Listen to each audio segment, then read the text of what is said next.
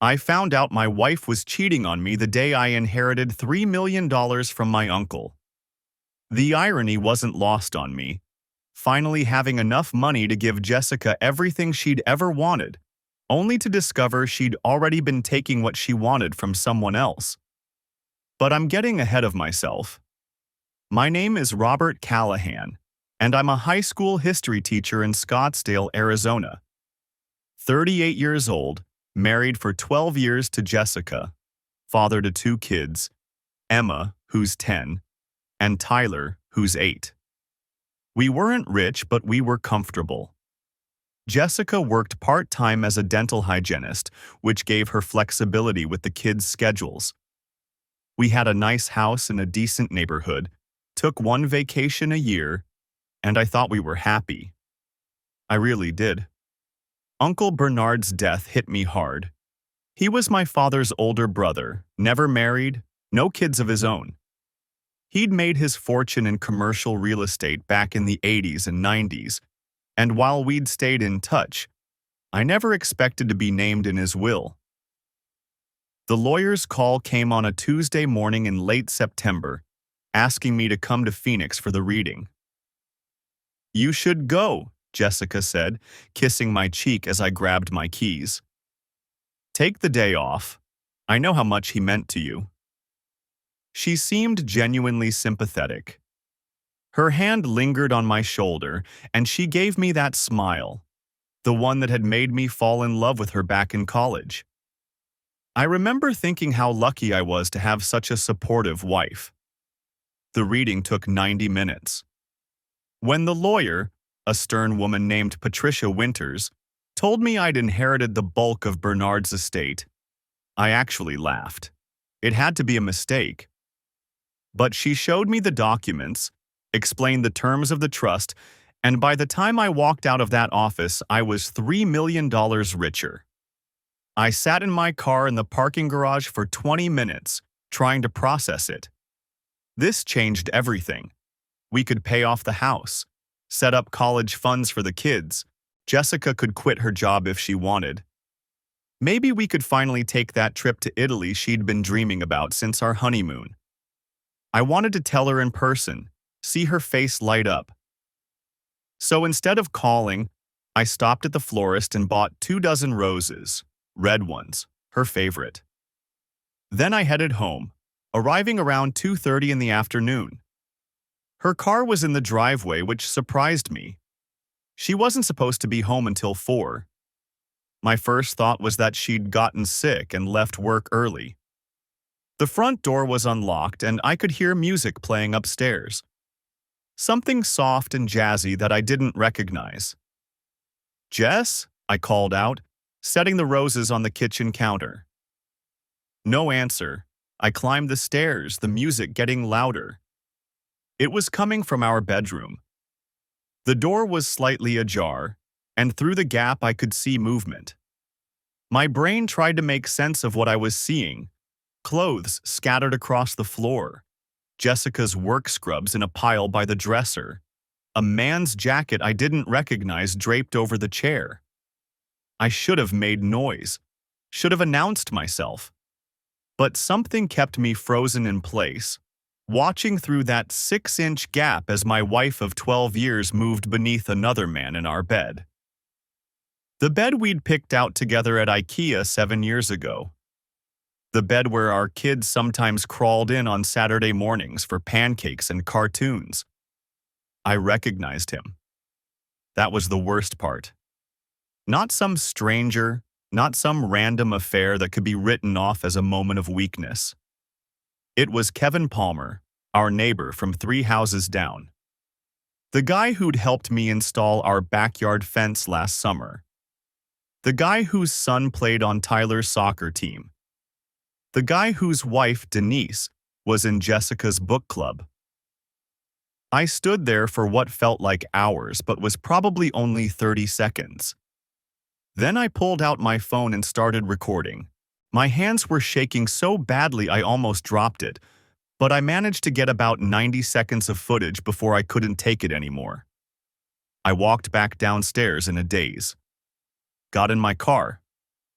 Drove to a coffee shop 2 miles away and sat in the parking lot, staring at the video on my phone. Part of me hoped I'd imagined it, that the footage would show something innocent, something explainable. But there it was, crystal clear, undeniable proof that my marriage was a lie. My phone buzzed. A text from Jessica. "How did it go with the lawyer? Call me when you're done." I didn't respond.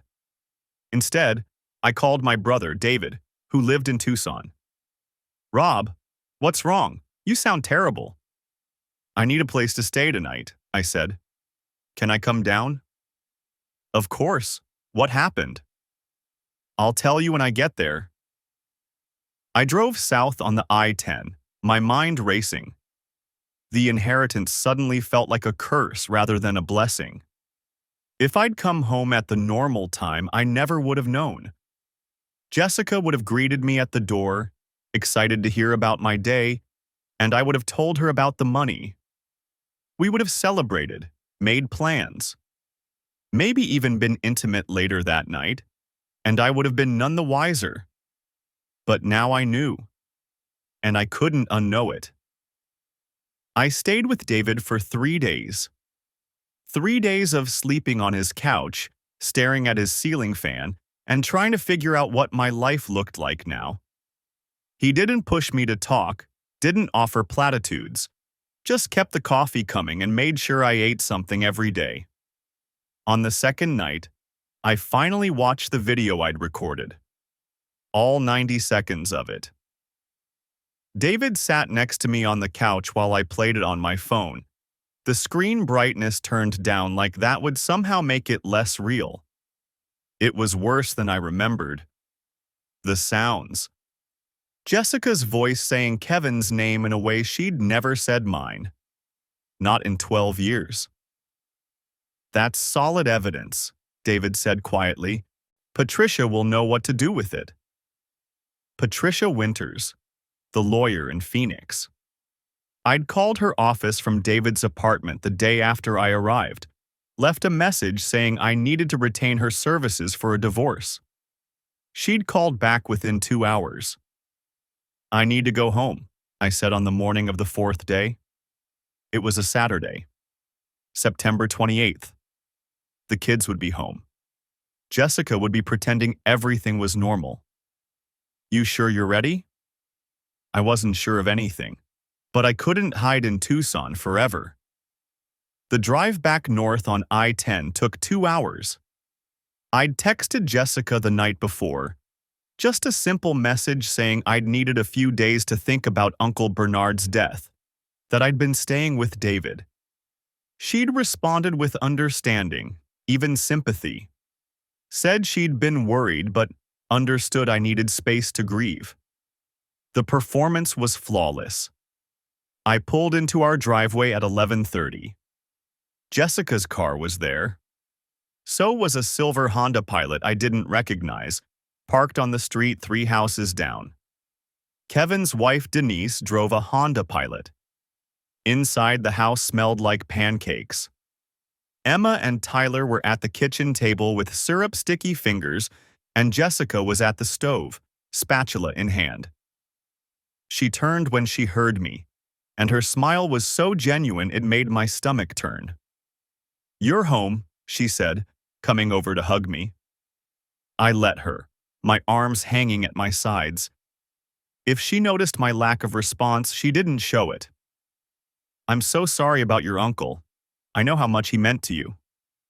"Thanks," I said. My voice sounded flat even to my own ears.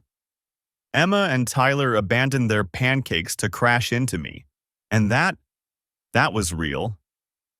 I hugged them hard, breathing in the scent of syrup and shampoo. "Dad, did you bring us anything from Uncle David's?" Tyler asked. "Not this time, buddy. It wasn't that kind of trip." Jessica was watching me with something I couldn't quite read in her expression. Concern, maybe, or calculation. "Are you okay?" she asked. "You look exhausted." "I'm fine. Just need to shower and change." I went upstairs before she could say anything else. Our bedroom looked exactly the same. The bed was made. Different sheets than the ones from Tuesday, I noticed. She'd changed them. Of course she had. I showered for a long time, letting the water run until it went cold. When I came out, Jessica was sitting on the edge of the bed. "Robert, we need to talk." My heart kicked against my ribs. Did she know I knew? Had Kevin told her I'd been home that day? About what? About the inheritance. About what this means for us, for our family. She patted the bed beside her. "Come sit." I stayed standing, towel wrapped around my waist. "What about it?" $3 million, Robert. That's life-changing money. We need to make smart decisions. I was thinking we could pay off the house, set up college funds for the kids, maybe finally take that trip to Europe we've always talked about. We? Us? Our. She was already spending Uncle Bernard's money in her head. Money she'd have access to as my wife.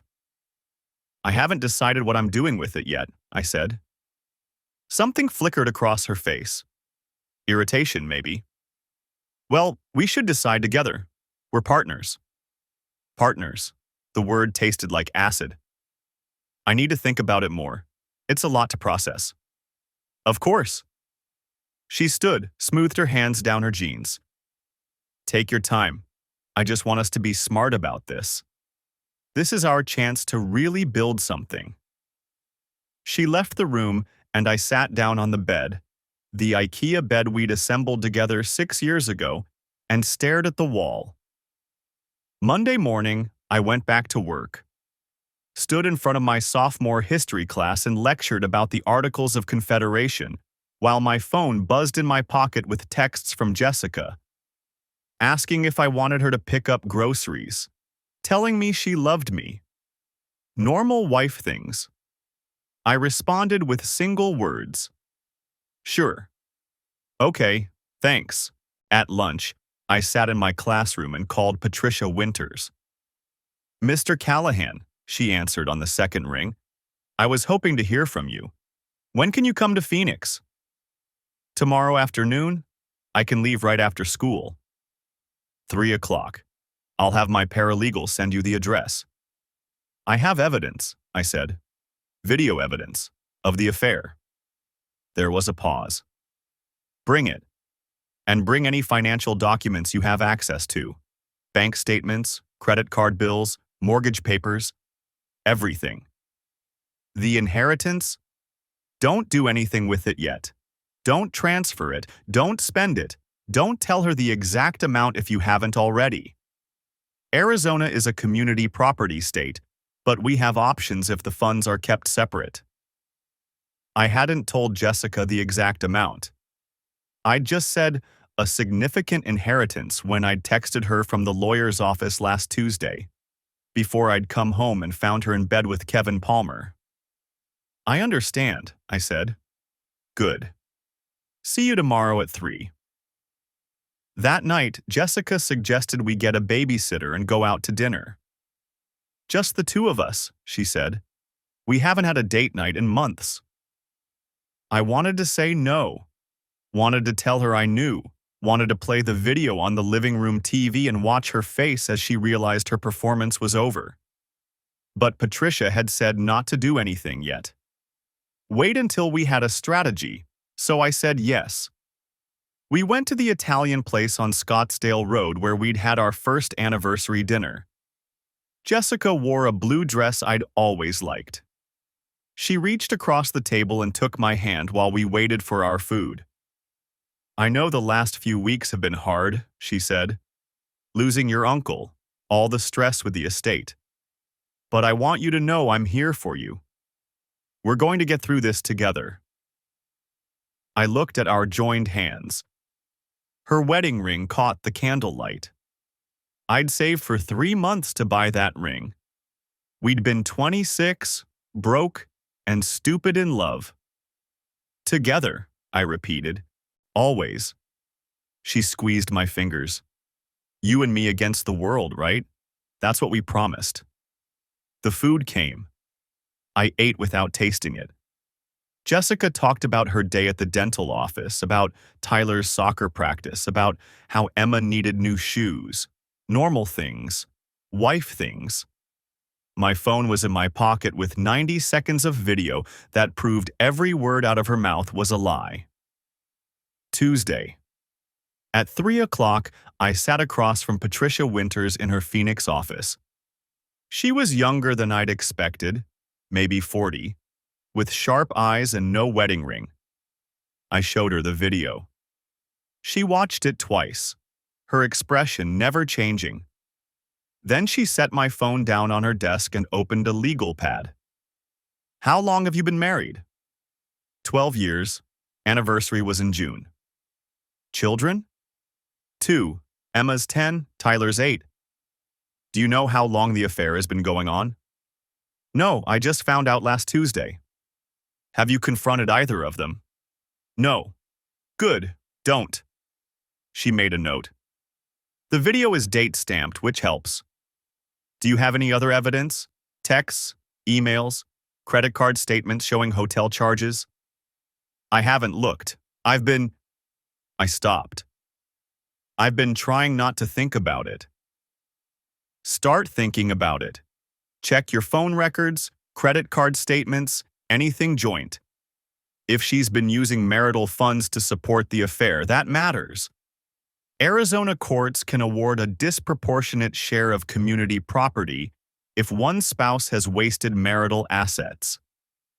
She asked me about finances, about the house, our cars, our savings, about Jessica's work schedule and the kids' routines. Then she asked about the inheritance. $3 million, I said, from my uncle's estate. It hasn't been transferred yet. There's some paperwork still being processed. Do not commingle those funds with any joint accounts. When the money comes through, it goes into an account in your name only. Inherited assets are separate property in Arizona, but only if you keep them separate. The moment you deposit that money into a joint account, it becomes community property. Understood. I'm going to be direct with you, Mr. Callahan. Your wife is likely going to be very interested in that inheritance once divorce proceedings start. $3 million is significant motivation to fight hard and dirty. We need to move carefully but quickly. I thought about Jessica's hand on mine at dinner. Her talk of Europe and college funds and building something together. How quickly? Patricia smiled. It wasn't a warm smile. How does next week sound for serving papers? The weekend came faster than I wanted. Jessica had signed Emma up for a photography workshop 3 months ago. Beginner landscape photography, she'd called it. 2 full days in Sedona with an instructor named Marcus Allen, according to the flyer she'd shown me back in June. 30 other students. Hands-on instruction at Cathedral Rock, Bell Rock, all the tourist spots. Cost was $400 plus hotel. She'd attended 2 others this year already. One in Flagstaff in March, another in Prescott in July. Each time she'd come home with hundreds of photos on her camera, talking enthusiastically about aperture settings and golden hour lighting. I'd thought it was nice that she had a hobby. Now I knew better. Friday morning, she packed her camera bag with unusual care. I watched from the kitchen doorway as she checked her equipment twice. The Nikon I'd bought her for Christmas 2 years ago. 3 different lenses, a tripod, extra batteries. You sure you don't mind handling the kids all weekend? She asked, not meeting my eyes. It's fine, I said. Emma has soccer at 9 tomorrow. Tyler's got a birthday party at 2. You're the best. She kissed my cheek. Her perfume was different. Something I didn't recognize. I'd already called Patricia yesterday. She'd listened carefully when I explained about the photography workshops. You think this is where they meet? She'd asked. I think the workshops don't exist. She'd been quiet for a moment. Can you verify that? I'm going to try. Now Jessica wheeled her small suitcase to the door. I'll be back Sunday around 6. The workshop ends at 4, but it's a 2-hour drive. Have fun? I said. She smiled. That same smile I'd loved for 12 years. I will. This instructor is supposed to be amazing. His portfolio is incredible. I waited until her car disappeared down the street. Then I pulled up my phone and opened the photos I'd taken of the workshop flyer back in June, when she'd first shown it to me. I'd thought I was being supportive, documenting her new interest. The flyer listed a website, redrockphotoworkshops.com. I'd checked it 3 days ago. The domain didn't exist. The phone number on the flyer went to a disconnected line. The instructor's name, Marcus Allen, returned no results when I searched for photography instructors in Arizona. Patricia had helped me dig deeper. The address listed for the workshop company was a UPS store in Tempe. The business registration didn't exist. It was all fake. I'd made my own reservation at a hotel in Sedona yesterday. Different hotel than the one Jessica had mentioned. She'd said she was staying at the Hilton, so I'd booked a room at a Best Western 2 miles away. I'd told my brother David what I was planning. He'd offered to watch the kids. You sure about this? He'd asked. I need to see it for myself. Now I loaded Emma and Tyler into my car and drove to Tucson. David met us at his door with the kind of hug that said he understood everything without words. Uncle David, Emma threw her arms around him. Dad says we get to stay the whole weekend. That's right, David said. I rented 3 movies and bought ingredients for homemade pizza. Tyler pumped his fist. Yes. I knelt down and hugged them both. Be good for Uncle David, okay?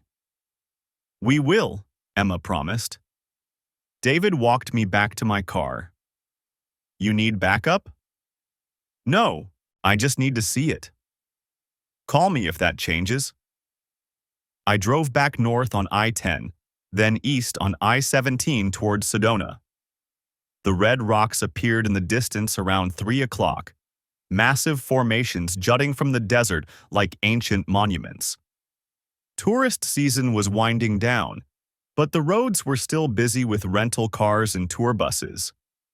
I checked into the Best Western at 4. The room was generic. Beige walls, floral bedspread, landscape painting of the Grand Canyon. I sat on the edge of the bed and pulled out my phone. Jessica had texted 20 minutes ago. Just checked in. The hotel is beautiful. About to meet the other students for dinner. I didn't respond. Instead, I opened the tracking app I'd installed on her phone 2 days ago. Patricia had recommended it. Legal in Arizona as long as I owned the family phone plan, which I did. Jessica's location showed clearly on the map. She wasn't at the Hilton. She was at a resort on the south end of town. The Enchantment, one of those high-end places with private casitas and infinity pools overlooking the Red Rocks. Rooms started at $600 a night. I sat there staring at the screen for a long time. Then I drove to the Enchantment. The resort sprawled across a hillside, low adobe buildings connected by winding paths through desert landscaping. I parked in the visitor lot and walked to the main lobby. Through the windows, I could see the pool area. Couples lounging on chairs, servers delivering drinks with umbrellas. I didn't go inside. Instead, I found a bench near the trailhead that led up into the rocks behind the resort. From there, I had a clear view of the casitas on the western slope. And I waited. The sun dropped toward the horizon, painting the rocks in shades of orange and crimson. Photographers set up tripods along the trails, capturing the famous Sedona light. I watched them work, wondering how many were legitimate artists and how many were like Jessica, using photography as cover for something else. At 6:30, I saw them. They emerged from one of the casitas holding hands. Jessica wore a sundress I'd never seen before, white with small blue flowers. The man next to her wasn't Kevin Palmer. He was taller, maybe 45, with dark hair going silver at the temples. He carried a professional camera, something expensive, a Canon with a lens that probably cost more than my car payment. They walked down the path toward the main resort, laughing about something I couldn't hear. I followed at a distance. They didn't go to the restaurant. Instead, they took one of the resort's shuttle vans to Cathedral Rock, one of the most photographed spots in Sedona. I followed in my car, parking in the public lot 50 yards behind the shuttle. The sun was maybe 30 minutes from setting. The parking lot was crowded with tourists, all of them rushing to catch the golden hour light. Jessica and the man walked past them all, taking a side trail that led away from the main viewpoint. I gave them a 2-minute head start, then followed. The trail wound through juniper trees and around massive boulders. I could hear voices ahead, Jessica's laugh, bright and unguarded, the kind of laugh I hadn't heard in months. I came around a bend and saw them in a clearing maybe 40 yards ahead. The man had set up a tripod, but he wasn't photographing the rocks. He was photographing Jessica. She posed against a boulder, the red rock framing her like a portrait. The white dress caught the golden light. She looked beautiful, happy. The man lowered his camera and walked to her. He adjusted her hair, his fingers lingering on her neck.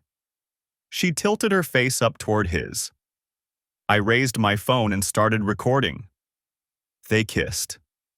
Long and slow, like they had all the time in the world. Like they were the only two people on Earth. Then he stepped back and returned to his camera. "That's perfect," he said. His voice carried clearly in the still air. "Stay just like that. The light is incredible." He took maybe 20 shots. Then Jessica moved to a different boulder and he photographed her again. She stretched her arms above her head, arched her back. Not pornographic, but intimate. The kind of photos a man takes of a woman he's sleeping with. I recorded all of it. After 10 minutes, they packed up the camera and walked further up the trail, away from the main tourist area. I followed, staying in the tree line. They found another clearing, this one completely private, hidden behind a formation of red rocks. The man set up the tripod again. This time, Jessica took the camera. "Your turn," she said. He posed against the rocks, and she photographed him. Then she set the camera on a timer and they posed together, his arms around her waist, her head on his shoulder. The camera clicked automatically, capturing them in the fading light. I had seen enough. I walked back to my car and sat in the parking lot, reviewing the footage. 15 minutes of clear video showing Jessica and a man who definitely wasn't a photography instructor running a fake workshop. No other students, no instruction. Just two people on a romantic getaway, using photography as an excuse. Patricia answered on the second ring. "I've got it," I said. "Got what?" "Everything." The man's name was Troy Beckman. I learned this Sunday evening sitting in my truck in a Whole Foods parking lot in Scottsdale, scrolling through the photos I'd taken in Sedona. One shot caught him checking his phone, screen visible, bright enough that when I zoomed in, I could make out an email header with his name. Troy Beckman. A quick search told me he ran something called Arizona Landscape Photography Workshops, a website that actually existed, unlike the fake company Jessica had mentioned. Professional-looking site, testimonials, a schedule of upcoming workshops. Except this weekend's workshop in Sedona wasn't listed anywhere on his calendar. I dug deeper. His LinkedIn showed he'd been a photographer for 8 years. His Facebook was semi-private, but his profile picture showed him holding a camera, that same easy smile I'd photographed yesterday. His Instagram had thousands of followers, landscape shots, sunset photos, the occasional selfie at scenic overlooks. And there, buried in his Instagram comments from 4 months ago, a username I recognized, Jessica Callahan Photos. Love this composition, she'd written under a photo of Cathedral Rock. He'd replied with a heart emoji. I scrolled through her Instagram, an account I hadn't known existed. She'd posted maybe 20 photos total, all from the past 6 months. Landscapes, flowers, a few self-portraits in golden hour light. The comments were sparse, but Troy Beckman appeared on nearly every post. Beautiful work. You're really developing your eye. Can't wait for our next shoot. Our next shoot. I sat there until the parking lot lights came on, piecing it together. Jessica had probably met him at a real workshop, maybe one of those beginner sessions he advertised on his website. Then they'd started arranging private workshops that didn't appear on any official schedule. Photography as foreplay, romantic locations as classrooms, just the two of them and their cameras. I wondered if she'd slept with him before or after Kevin Palmer. If there were others I didn't know about. If our entire marriage had been this hollowed-out thing I'd been too stupid to notice. My phone buzzed. Jessica. Just got home. Workshop was amazing. So tired, though. Going to shower and head to bed. Love you. I stared at the message for a long moment, then typed back. Sounds good. See you tomorrow. Monday morning I called in sick to school. First time in 3 years. I told him I had food poisoning, which felt metaphorically accurate. Instead of teaching the Civil War to 9th graders, I sat at a Starbucks and created a fake email account under the name James Murphy. Then I sent a message to Troy Beckman's business address. Hi, Troy. I'm interested in booking a private photography workshop for myself and my girlfriend. We're both beginners, but really want to improve our skills. I noticed you offer custom sessions in Sedona and other locations. Could you send me information about pricing and availability?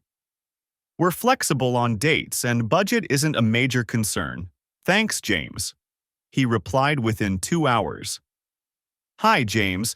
Thanks for your interest. I do offer private workshops tailored to individual skill levels. For a weekend session in Sedona with 2 students, my rate is $2,500, which includes personalized instruction, location scouting, and post-processing guidance. Lodging and meals are separate. I have availability in November if you're interested. Let me know what dates work for you. Best, Troy. $2,500. I wondered how many of these private workshops he'd conducted. How many married women had paid him to teach them more than photography? I wondered if Jessica had used our joint account or if she'd been hiding money somewhere.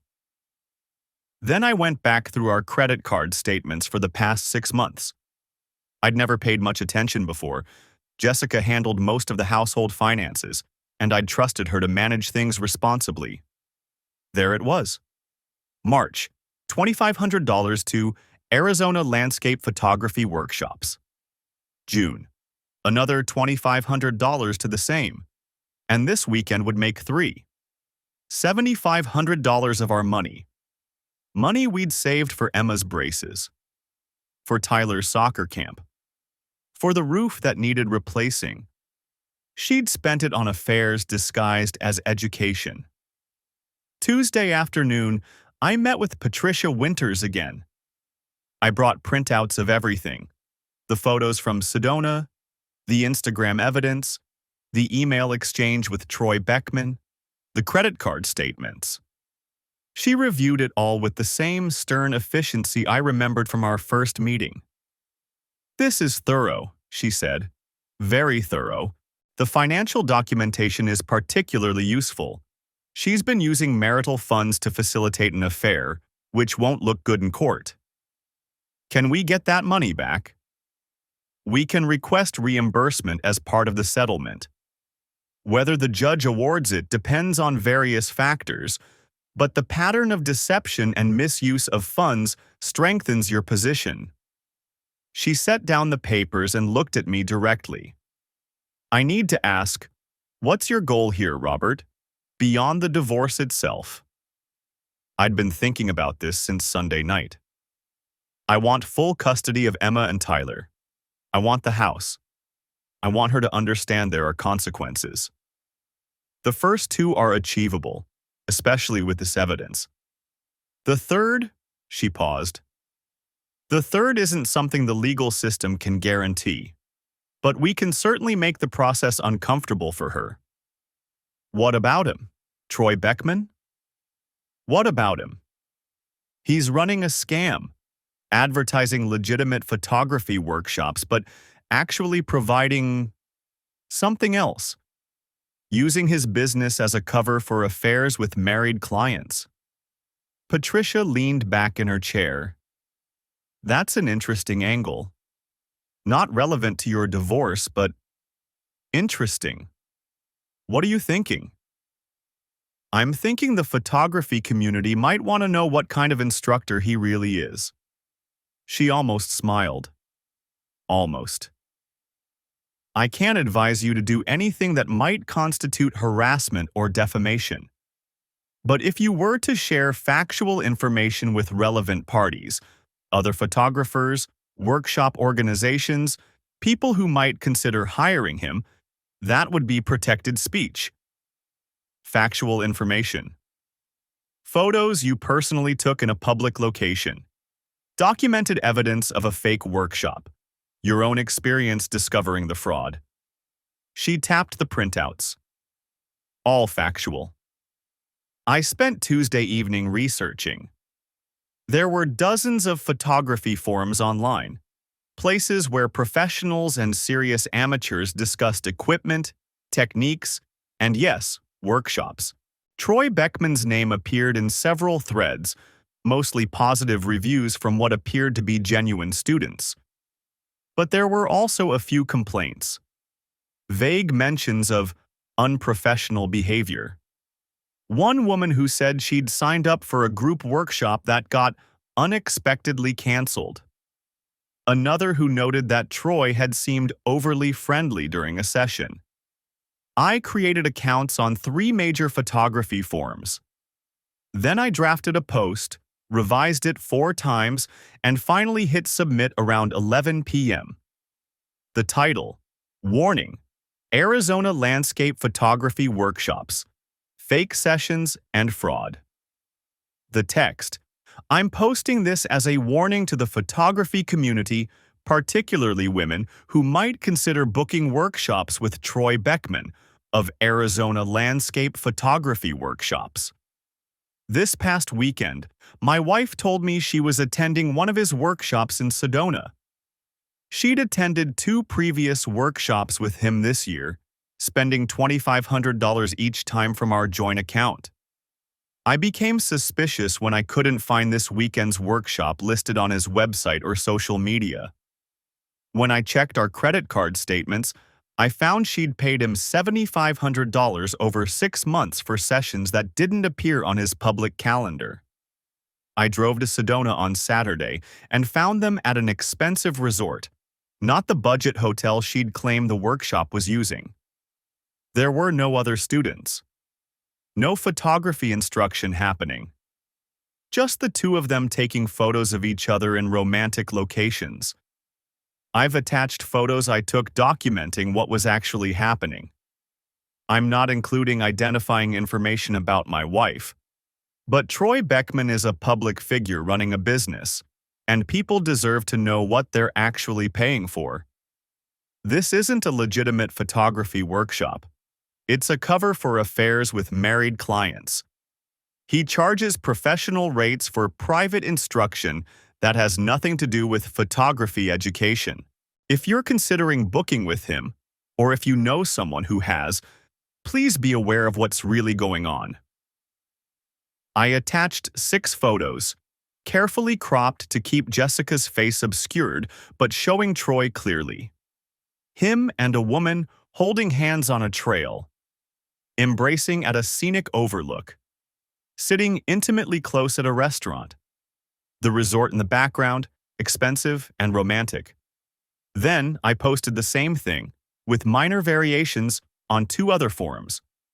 And I waited. The first response came at 11:47 p.m. that night. I was lying in David's guest bed, staring at my phone, when the notification lit up the screen. Holy shit, this guy scammed my wife too. She paid $2,200 for a landscape workshop in Flagstaff last April.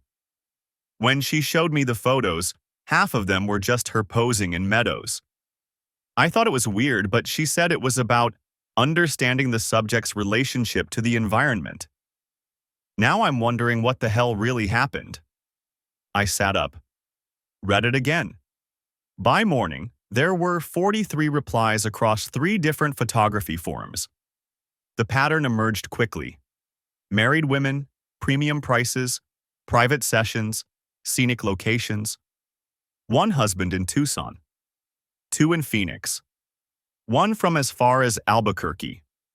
All of them describing the same setup, Troy Beckman's exclusive intensive workshops that produced oddly intimate photos and depleted joint bank accounts. He charged my wife $3,800 for a weekend in Jerome, wrote someone named Paul Asdad. Said it was about capturing authentic feminine energy in historic spaces. She came back with 200 photos.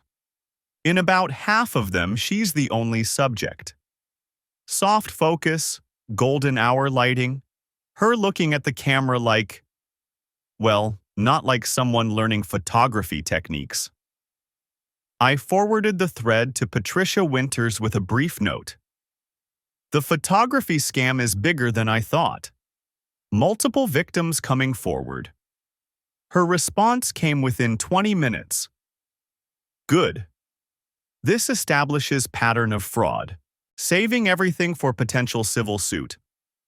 Also, Jessica's attorney contacted me this morning. She's retained Mitchell Bowen. He's asking about your availability for mediation next week. I stared at that message. So she'd hired a lawyer, which meant she knew I knew, or she was preparing to file first. Either way, the pretense was ending. I called Patricia. Did Bowen say anything about what Jessica wants? Standard opening position. She's claiming entitlement to half the inheritance as community property, wants the house, joint custody, and spousal support. Bowen knows it's a reach on the inheritance, but he has to start somewhere. And what did you tell him? That we'd consider mediation after discovery is complete. I want her deposition first. I want her on record about the workshops, the expenses, the affair, all of it. Once she's locked into her story, we have leverage. I drove back to Scottsdale that afternoon. The house felt different when I walked in, smaller somehow. Jessica's car was in the driveway. I found her in the kitchen, chopping vegetables with sharp, precise movements. "You're back," she said without looking up. "David called. Said you needed some space to process your uncle's death." I'd forgotten that was the excuse I'd given her. "Yeah." I made an appointment with a financial planner for Thursday to discuss investment strategies for the inheritance. I thought we should be smart about this. The audacity was almost impressive. I already met with someone. The knife paused mid-chop. "Oh?" "Estate attorney. Uncle Bernard's will had some specific stipulations about keeping the inheritance separate. Legal stuff. She set down the knife and turned to face me. Her expression was carefully neutral. Separate how? Not community property. It stays mine individually unless I actively commingle it with marital assets. Something flickered behind her eyes. Calculation. Recalibration. That seems… we're married. I thought we were building a life together. So did I. The words hung there. I watched her process them, searching for the subtext. Robert, is something wrong? Why would something be wrong? You've been distant since you got back from Phoenix, and now you're talking about keeping the inheritance separate and… She stopped. Tried a different approach. I just want us to be partners. In everything. How was your workshop last weekend? The shift in topic caught her off guard. What? The photography workshop, in Sedona. How did it go? It was good, really good. Troy is an amazing instructor. I learned so much about composition and… How many other students were there? A pause. Too long. It was a small group, intimate setting, better for learning. How many, Jessica? There were 3 of us, I think. Maybe 4. I pulled out my phone. Opened the photos I'd taken. Jessica and Troy at Cathedral Rock, wrapped around each other, her hand on his chest, his lips on her neck. I held it up. The color drained from her face. There's no workshop, I said. There never was. Troy Beckman runs a scam targeting married women. He charges thousands of dollars for fake photography instruction and uses it as cover to sleep with his clients in hotel rooms across Arizona. You paid him $7,500 of our money to have an affair. She reached for the counter to steady herself. Robert, I have photos of you 2 together. I have the financial record showing every payment you made to him. I have testimony from other husbands whose wives fell for the same scam. And I posted it all online last night. By now, every photography forum in the Southwest knows what Troy Beckman really does. You posted… Her voice cracked. You put my photos online. I cropped your face out. But yeah, I exposed the scam. Because that's what it is, Jessica. Fraud. He's not a legitimate instructor. He's a con artist who preys on married women and charges premium prices for the privilege. She was shaking now. It wasn't… You don't understand. Then explain it to me. I didn't mean for it to happen. The first workshop was real. There were other students. But Troy and I connected, and he said I had real talent. And when he offered private instruction… I laughed, and it sounded harsh even to my own ears. Is that what you call it? I know how it looks, but how it looks. I watched you kiss him, Jessica. I watched him put his hands on you. I watched you smile at him the way you used to smile at me. Tears were running down her face now. I made a mistake. I know I did. But we can fix this. We can go to counseling. There's no fixing this. Please, Robert. Think about Emma and Tyler. Think about our family. I am thinking about them. That's why I took photos. That's why I documented everything. That's why I retained Patricia Winters and filed for divorce this morning. She went completely still. You filed? You'll be served tomorrow. I'm asking for full custody, the house, and reimbursement for the money you spent on fake workshops. Patricia thinks we have a strong case. Full custody? Her voice rose. You can't take my children away from me. You took yourself away from them every time you drove to Sedona to sleep with Troy Beckman. Every time you lied about where you were going. Every time you spent money that should have gone to their college funds on hotel rooms, and I'm their mother, and I'm their father, and I'm the one who's been here while you were off having your photography sessions. She grabbed my arm. Robert, please, I'll end it with Troy. I'll never see him again. I'll do whatever you want. Just don't do this. I pulled away. You should call Mitchell Bowen, your attorney. He'll explain what happens next. How did you? He contacted my attorney this morning. So you've known for at least a day that this was coming. You just didn't know how much I knew. She sank into a chair, her face in her hands.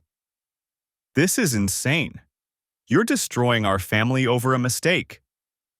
No, I said quietly. You destroyed our family. I'm just making sure Emma and Tyler have one parent they can trust. I walked upstairs and started packing. Clothes, toiletries, the photo albums from the closet, the ones with actual family pictures before everything turned into performance art. I could hear Jessica crying in the kitchen, making phone calls, probably to Bowen, maybe to Troy, warning him about the exposure. My phone buzzed. Another forum notification. The threads had multiplied overnight. Someone had identified Troy's business license and discovered he'd never completed any formal photography certification. Another user found his social media accounts and noticed a pattern of married women in his followers, all of them commenting heart emojis on his landscape shots. The photography community was doing the work for me now, crowdsourcing the investigation. By tomorrow, Troy Beckman wouldn't be able to book a legitimate workshop anywhere in the state. I zipped up my suitcase and took one last look at the bedroom. The IKEA bed frame we'd assembled together 8 years ago. The dresser with Jessica's jewelry box on top. The framed photo of our wedding day on the wall. All of it felt like evidence now. Artifacts of a life that had been a lie. I carried my suitcase downstairs. Jessica was still on the phone, her voice low and urgent. She looked up when I passed, her eyes red and pleading. I kept walking. The coffee shop had become my temporary office. I'd been sitting in the parking lot for 3 hours when my phone buzzed with a call from Patricia Winters. Robert, we need to talk about the deposition. I straightened in my seat. What about it? Jessica's attorney is claiming she had no knowledge of Troy Beckman's fraudulent activities. They're positioning her as another victim. I laughed, though nothing about it was funny. She paid him $7,500 for 3 workshops that never had any other students. She went to luxury resorts with him. I know. But they're building a narrative that she believed the workshops were legitimate, that she was manipulated by a con artist who specifically targeted vulnerable married women seeking creative outlets. Vulnerable. The word tasted bitter. It's a strategy. They want to minimize her culpability, make her look sympathetic, especially regarding the custody issue. I watched a young couple walk into the coffee shop holding hands. They looked happy, oblivious. The way I'd been. What do we do? We need more. The forum posts are good, the photos are good, but if we can establish a pattern of deception beyond just the Troy Beckman situation, we strengthen our case considerably. I thought about Kevin Palmer. About the video I'd taken that first day. I have the neighbor on video. I know. But one affair could be framed as a mistake, a moment of weakness. Multiple affairs, especially if we can show she was actively deceiving you in other ways, builds a pattern of behavior that speaks to fitness for custody. What are you asking me to do? Go through everything. Bank statements, credit cards, phone records if you can access them. Look for anything that doesn't add up. Hotels she shouldn't have been at. Charges that don't match her story. I've seen cases like this before, Robert. There's usually more. After we hung up, I drove to the house. It was 2:15 on a Thursday afternoon. Jessica would be at work until 4, and the kids wouldn't be home from school until 3:30. I had time. The house felt different now. Not like home, like evidence. I started with her office, really just a converted corner of the guest bedroom where she kept her desk. I'd never had reason to go through it before. Trust, I'd thought. Respect for privacy. The desk drawers held the usual clutter: pens, notepads, old birthday cards from the kids. But in the bottom drawer, underneath a stack of magazines about interior design, I found a small leather-bound planner. Not the digital calendar she synced with her phone. This was physical, handwritten. I opened it to January of this year. The entries were sparse but specific. Workshop prep, Troy, 2 p.m. Photo review session, Scottsdale Quarter. Equipment consultation, his studio. His studio. I pulled out my phone and searched for Troy Beckman's business address. It was listed as a P.O. box. No physical studio location anywhere in his online presence. I kept reading. February had more entries. Weekend intensive, Flagstaff. I remembered that weekend. Jessica had said she was going to a dental hygiene conference. I'd stayed home with Emma and Tyler, and we'd built a blanket fort in the living room. March, private session, Phoenix.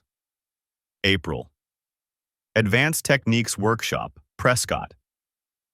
But it was the entries from last summer that made my hands shake. Anniversary trip planning with T. Our anniversary was in June.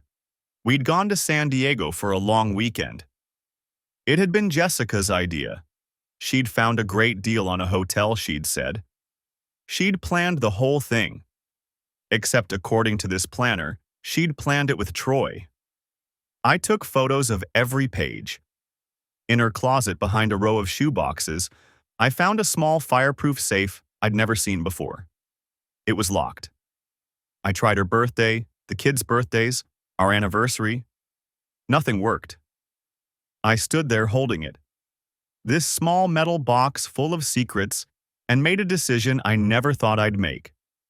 I took it with me. Back in my car, I called David. I need a favor. Do you know anyone who can open a small safe without destroying it? Jesus, Rob, what are you into? Just, do you know someone or not? He was quiet for a moment. Yeah, I know a guy. Locksmith, very discreet. Used to work with the Tucson PD before he retired. But Rob, if this is, it's Jessica's. I found it hidden in her closet. I need to know what's in it. Bring it down. I'll text you the address. The drive to Tucson took 90 minutes. David's locksmith friend worked out of a small shop near the university, the kind of place you'd walk past without noticing. Inside, an older man with careful hands and reading glasses examined the safe.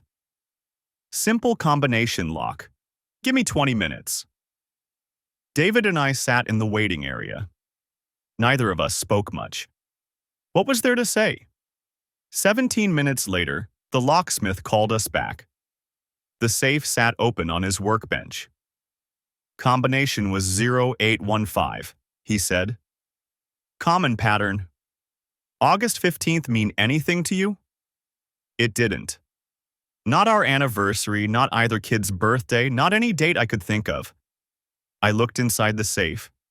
There were 3 burner phones, cheap prepaid flip phones, the kind you could buy at any convenience store. All 3 were turned off. Underneath the phones, a stack of receipts held together with a binder clip. Hotel receipts, restaurant receipts, receipts from lingerie stores and wine shops. Dates going back 2 years. And at the bottom, a flash drive. You got a computer I can use? I asked the locksmith. He gestured to a laptop on the desk.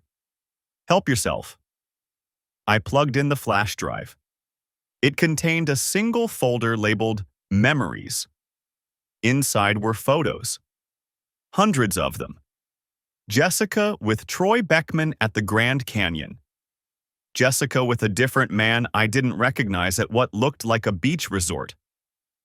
Jessica with Kevin Palmer at a restaurant I'd never been to. More men, more locations, more smiles I'd thought were reserved for our family. The photos were organized into subfolders by name. Troy. Kevin. Someone named Brandon. Someone named Scott. Someone named Michael. 5 different men. 5 separate affairs, each documented like a scrapbook. I sat back from the computer. David stood behind me, his hand on my shoulder. Holy hell, Rob. The receipts told the story the photos couldn't. While I'd been teaching American history to teenagers and coaching Tyler's soccer team, Jessica had been building an entire separate life. The dental hygiene conferences that weren't conferences. The girls' weekends that weren't with girls. The late nights at work that weren't at work. 2 years of systematic deception, all carefully documented and hidden away like treasure. I thought about the planner entry. Anniversary trip planning with T. She'd taken me on a romantic getaway to a hotel she'd probably already visited with her lover, walking streets they'd walk together, maybe even staying in the same room. The cruelty of it was almost impressive. I copied everything from the flash drive onto my phone and into a cloud backup. I photographed every receipt. I turned on each burner phone long enough to screenshot the call logs and text messages. "This is enough, right?" David asked quietly. "This has to be enough." "Yeah." My voice sounded distant, like it belonged to someone else. "This is enough." I paid the locksmith in cash and thanked him for his discretion. He nodded, asked no questions, and went back to his workbench as if he opened safes full of evidence every day. On the drive back to Phoenix, I called Patricia Winters and left a voicemail. "I found more, a lot more. We need to meet tomorrow morning. Bring whoever needs to see this."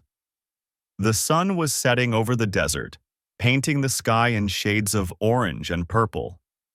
Beautiful, like a postcard. Like the scenic backgrounds in Jessica's secret photo collection. I thought about the question Patricia had asked during our first meeting. Do you want to destroy her, or do you want to move on with your life? At the time, I'd said I just wanted my kids and my dignity. But looking at those photos, at the evidence of not one affair or 2, but 5 separate betrayals, each one carefully hidden and maintained, I realized my answer had changed. I wanted both. The mediation lasted 6 hours.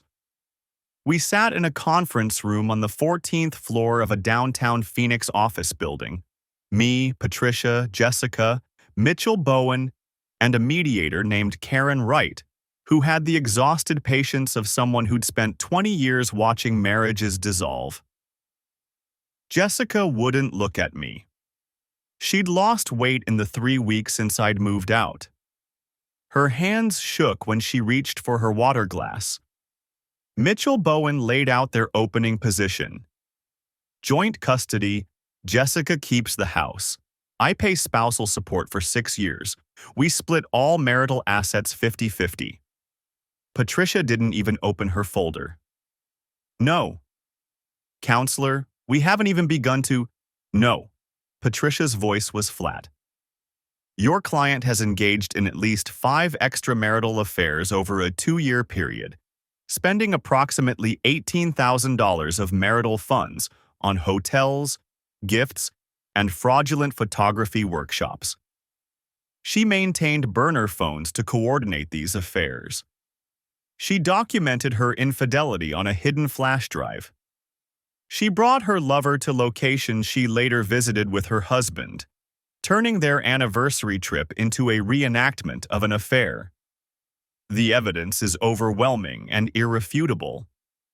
She opened the folder then, slid copies of everything across the table, the photos from the flash drive, the receipts, the phone logs, the planner entries.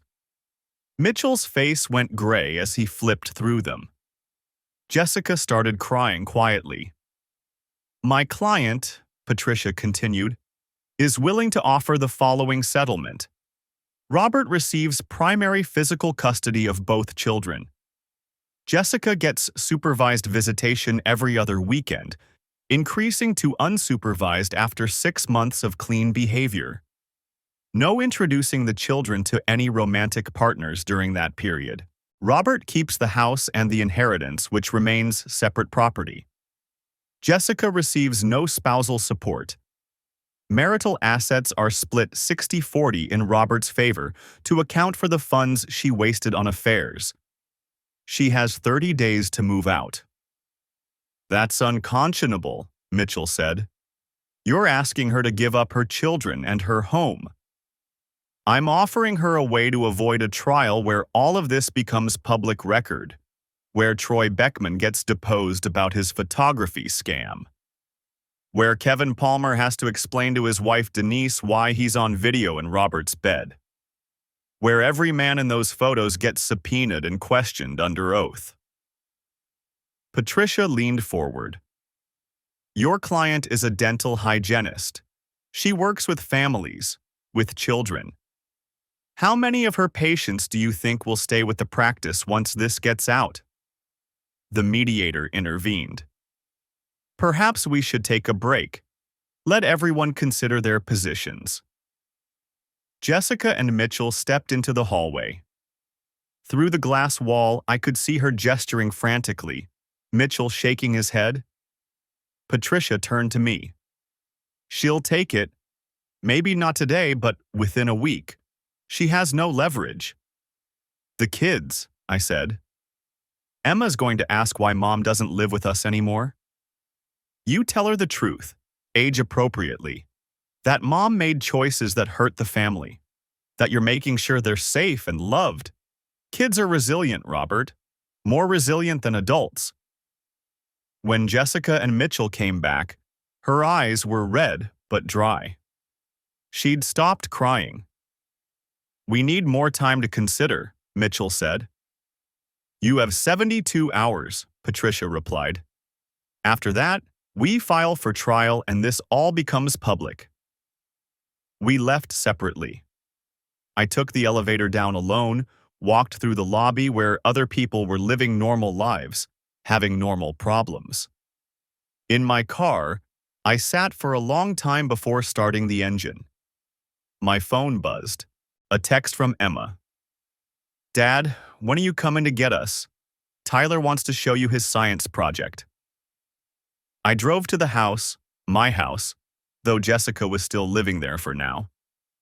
The kids met me at the door, both talking at once about their day. Tyler had built a volcano. Emma had gotten an A on her math test. Jessica stood in the kitchen doorway watching us. She looked small, defeated. Can we talk? She asked quietly. Just for a minute? I sent the kids upstairs to pack overnight bags. They'd been staying with me at David's place on weekends, a routine we'd fallen into while the lawyers negotiated. I'm going to sign it, Jessica said when they were gone. The settlement. Okay. I just want you to know, I never meant for any of this to happen. I didn't wake up one day and decide to destroy our family. But you did it anyway, over and over, for 2 years. She nodded. I know. And I know you'll never forgive me. I'm not even asking you to. Her voice cracked. I just want to still be their mother. I want them to know I love them, even if I screwed up everything else. Then be their mother. Show up for your visitation. Be consistent. Be honest. Don't introduce them to whatever guy comes next until you're sure he's staying. And for God's sake, get therapy. I already started last week. Good. Tyler thundered down the stairs with his backpack. Emma right behind him. Ready, Dad? I looked at Jessica one more time. She was crying again, silently, watching her children leave with me. Say goodbye to Mom, I told them. They hugged her. She held them tight, whispering something I couldn't hear. Then they ran to my car, already arguing about who got to pick the music. Jessica stood in the doorway as I backed out of the driveway. Still standing there when I reached the corner and she disappeared from view. The divorce was finalized on a Tuesday in late November, 3 months after I'd inherited Uncle Bernard's money. The judge signed the papers in a hearing that lasted less than 20 minutes. Jessica wasn't there. She'd signed everything already, waived her right to appear. Patricia shook my hand outside the courtroom. You did good, Robert. A lot of people would have fallen apart. I had help. You had evidence and you had resolve. That matters more than people think. She handed me her card. If you need anything during the transition, call me. Otherwise, I hope I never see you in a professional capacity again. That makes 2 of us. I drove to the school where I taught. 3rd period was just starting. My AP US history class, discussing the Constitutional Convention. I slipped in the back and watched my substitute finish the lesson I'd planned. The kids were engaged, asking questions, making connections. This was real. This was solid. Teenagers learning about how a country rebuilt itself after everything fell apart. After class, I took over. Stood in front of the room and taught the Civil War, the way I'd been doing for 12 years. Some things stayed constant. At lunch, I called David. It's done, I said. How do you feel? Tired, relieved. I don't know. That's normal. You want me to come up this weekend? We can take the kids to that arcade they like. Yeah, that'd be good. Emma and Tyler adjusted better than I'd expected. They asked questions. Why didn't Mom live with us anymore? Why did they only see her some weekends? Why did Dad look so sad sometimes? I answered honestly, in ways they could understand. Mom had made mistakes, grown-up mistakes. But we all still loved them, and that wouldn't change. Tyler seemed to accept it easily, the way 8-year-olds do. Emma was harder. She'd always been perceptive, watching me with her mother's eyes, asking questions that cut deeper than she knew. Did Mom stop loving you? She asked one night while I was tucking her in. I think Mom forgot how to love herself, I said. And when that happens, it's hard to love other people the right way. Do you still love her? I thought about that. About the Jessica I'd married at 26, and the stranger who'd accumulated 5 affairs and a flash drive full of secrets. I love who she used to be, or who I thought she was. That's sad. Yeah, sweetheart, it is. She hugged me tight. I'm glad we have you, Dad. That became my anchor. Not the money, not the vindication, not even the satisfaction of knowing Jessica had faced consequences. Just those moments.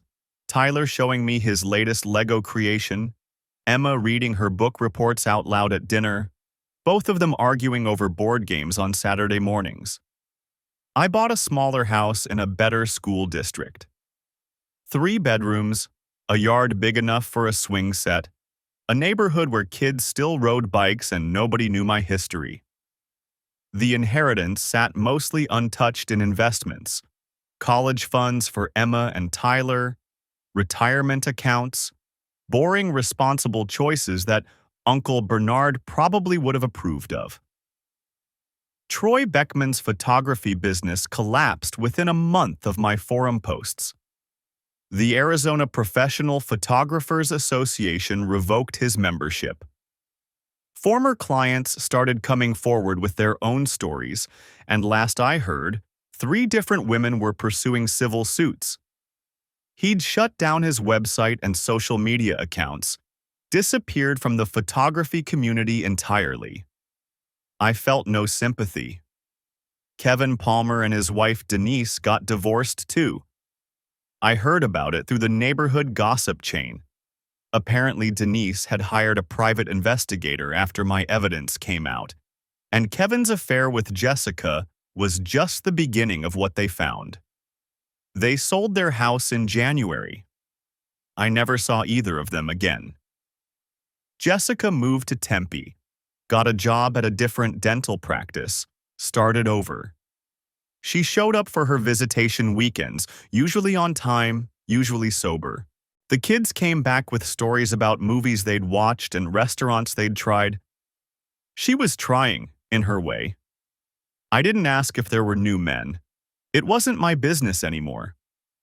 1 year after the divorce was finalized, I took Emma and Tyler to San Diego. Different hotel than the one Jessica had chosen for our anniversary trip. Different restaurants, different beaches. We built sand castles and rode roller coasters and ate too much ice cream. On the last night, we sat on the beach watching the sunset. Emma was reading a book, Tyler was collecting shells, and I was just there, present. Not thinking about the past or worrying about the future. Dad? Tyler plopped down next to me, his bucket full of shells. Are you happy? Yeah, buddy, I am. Good. Me too. Emma looked up from her book. Can we come back next year? Absolutely. And I meant it. We would come back. We would build new traditions, new memories, new versions of normal. The inheritance from Uncle Bernard had given me financial security, but this, sitting on a beach with my kids, watching the sun sink into the Pacific, this was the real gift. Not the money, not the vindication, just the chance to start over with the people who mattered most. Jessica had taught me something valuable, even if she'd never intended to. That trust, once broken, reveals what was real and what was performance. That love requires honesty, and honesty requires courage. That sometimes the worst thing that can happen becomes the doorway to something better. I didn't forgive her. Maybe I never would. But I'd stopped letting her choices define my life. The kids ran down to the water, chasing waves and laughing. I watched them play, these two resilient souls who'd weathered their parents' divorce and come out stronger. They would be okay.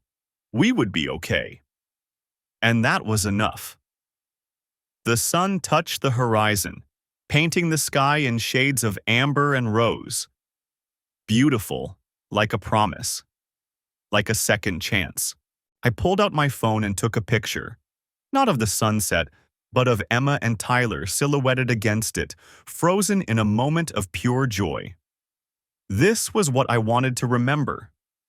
Not the betrayal, not the anger, not the satisfaction of watching everything fall apart. Just this. My children, my second chance, my life rebuilt from honest foundations. The inheritance had given me options.